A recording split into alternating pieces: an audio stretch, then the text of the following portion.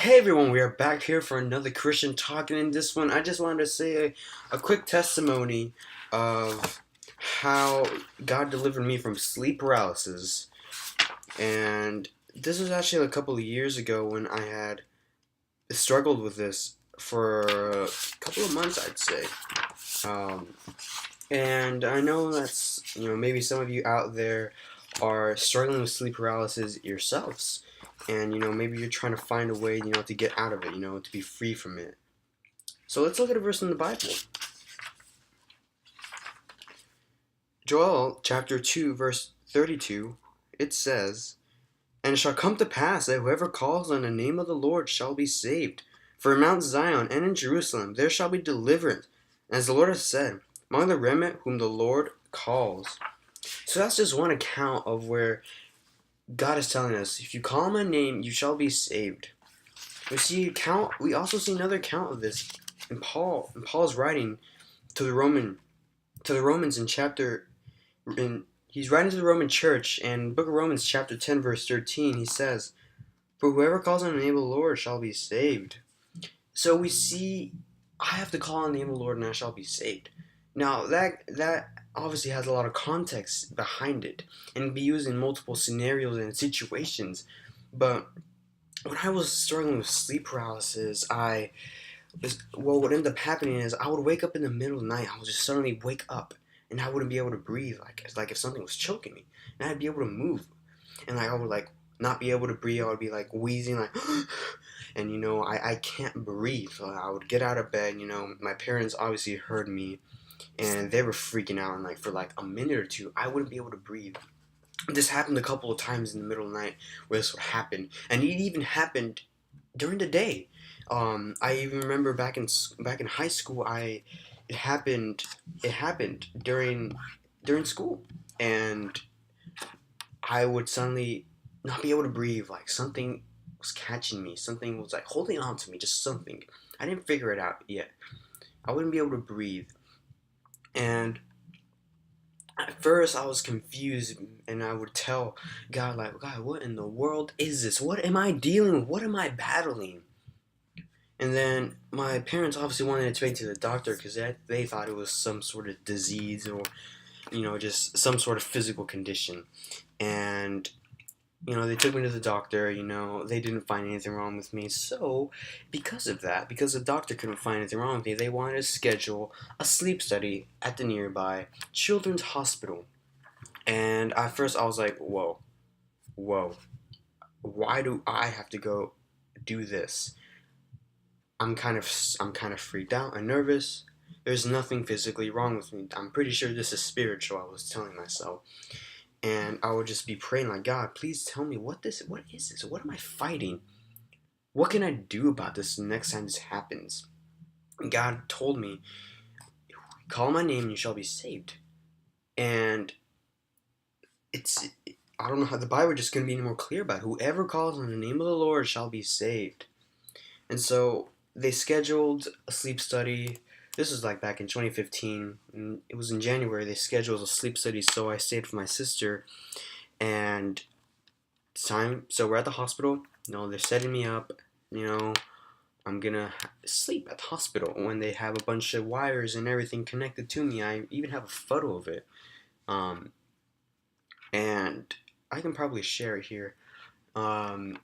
So they plug all these cables in me, and I'm trying to sleep. So I'm suddenly just super tired. I get super tired as they're plugging all these wires in me and everything, and then I'm trying to sleep, and then I can't sleep. It's taken me a while to fall asleep.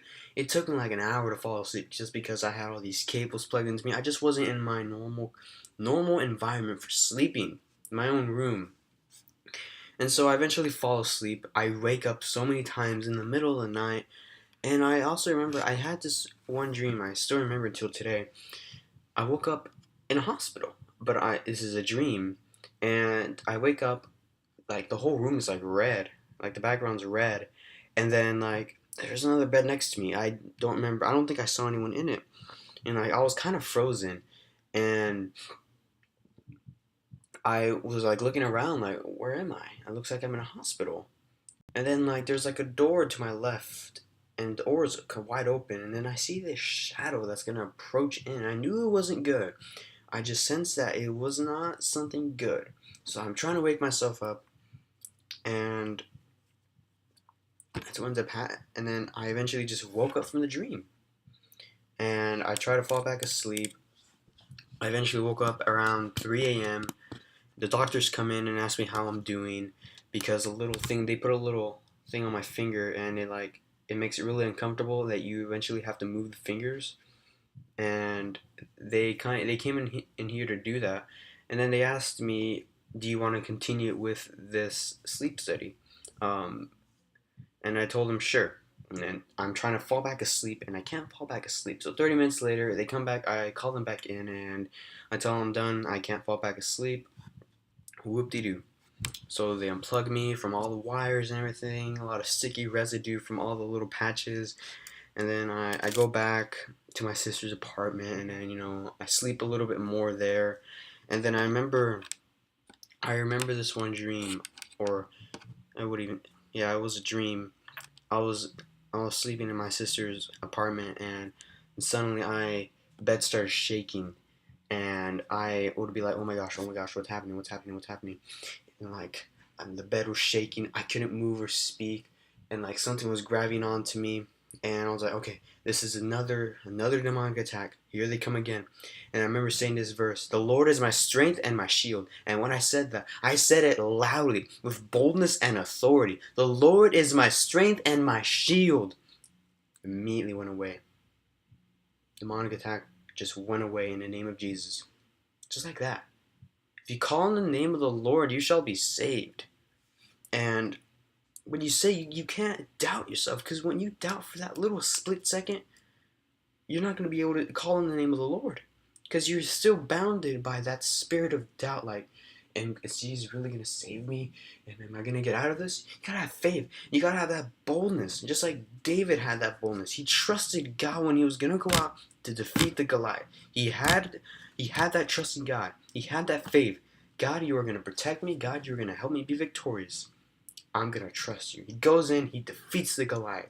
And he was just a kid. How much more faith should we have from a demonic attack, or whether it can be anything really? It can be anything from life. Anything that we should trust God in. And this is just a quick testimony of just something small that God has done in my life. But God has done so much more in my life. And God can do something important for you in your life. God can use you as a lighthouse. It all starts with, God, I want to live for you. God, come in my life. Use me as a lighthouse. Use me to help other people, to be a blessing and a testimony to other people. This is another Christian talk, and I hope God speaks to your heart with this message and this testimony. And God bless you guys, and see you around.